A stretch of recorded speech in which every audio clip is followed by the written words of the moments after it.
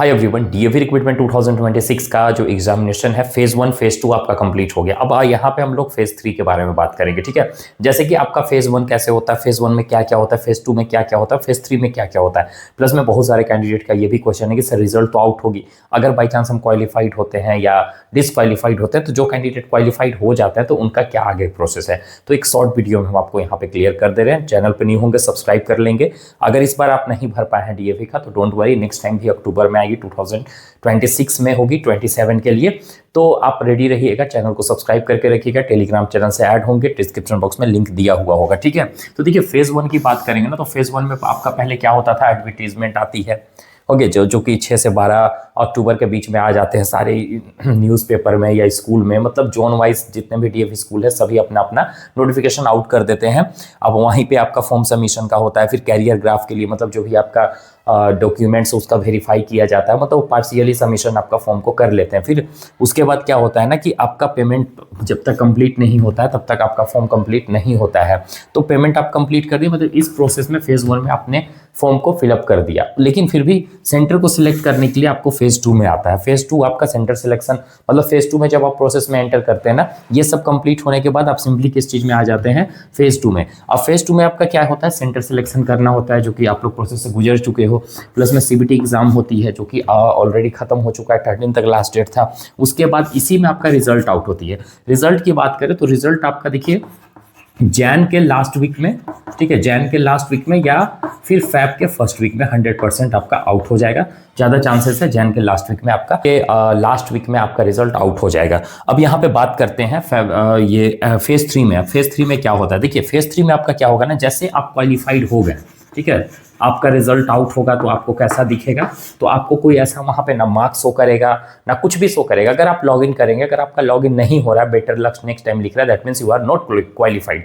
अगर आप क्वालिफाइड रहेंगे तो आपका लॉगिन होगा, वहां पे एक आपको कार्ड दे दिया जाएगा जिसको हम उस कार्ड को क्या बोलते हैं, P और C, ठीक है, प्रोविजनल एलिजिबिलिटी कार्ड। और ये जिसको कार्ड मिला है इसका मतलब ये मत समझिए कि आपको जॉब मिल गया। ओके, इसमें लिखा रहता है कि ये इसका कार्ड का इशू करने का मतलब ये नहीं है कि आपको जॉब प्रोवाइड करा दिया गया है। अब इसके बाद फेज 3 में आपका आ जाते हो, इतना आप क्वालिफाइड करते हो तभी आप फेज 3 में एंटर करोगे। जो डिसक्वालीफाइड हो जाएंगे उनको फेज 3 में एंटर नहीं कर पाएंगे। ओके, अब यहाँ पे क्या होता है ना कि तुरंत आपका कभी स्कूल वाले एडवर्टीजमेंट निकालना स्टार्ट करते हैं। देखिए नया सेशन आपका अप्रैल से होता है, सीबीएसई स्कूल का कहीं भी ले लेंगे, पूरे ऑल ओवर इंडिया में लगभग अप्रैल में सबका सेशन स्टार्ट हो जाता है। ठीक है, तो जैसे अप्रैल से पहले ये क्या करते हैं ना, मार्च तक आपका जैसे जल्दी रिजल्ट दे देते हैं इन लोग। अब जनवरी में आपका क्या करेंगे, फरवरी में सारा जगह स्टार्ट कर देंगे। जनवरी के ही फरवरी के सबसे लास्ट वीक में, मतलब जैसे ही रिजल्ट आउट होगी ना, 15 से 20 दिन बाद या 1 मंथ के बाद सभी स्कूल्स में अपना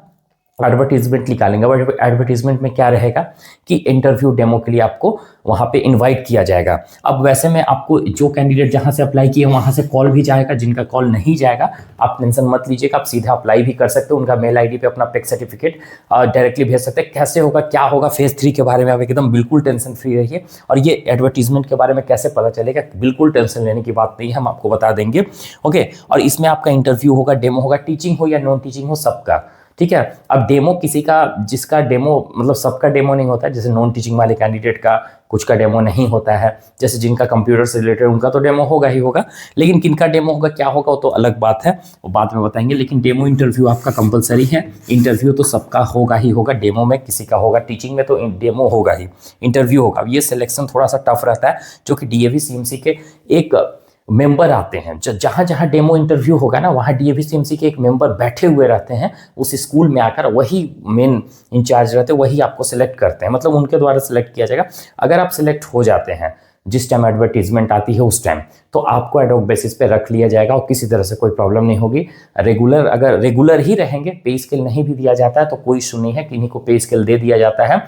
जिनको कॉन्ट्रैक्ट पे रखते हैं उनको प्रॉब्लम होती है, लेकिन आखिर एडहॉक पे है तो कोई प्रॉब्लम नहीं होगी। ठीक है, तो फेज 3 में कैसे होगा क्या होगा आप टेंशन फ्री रहिए।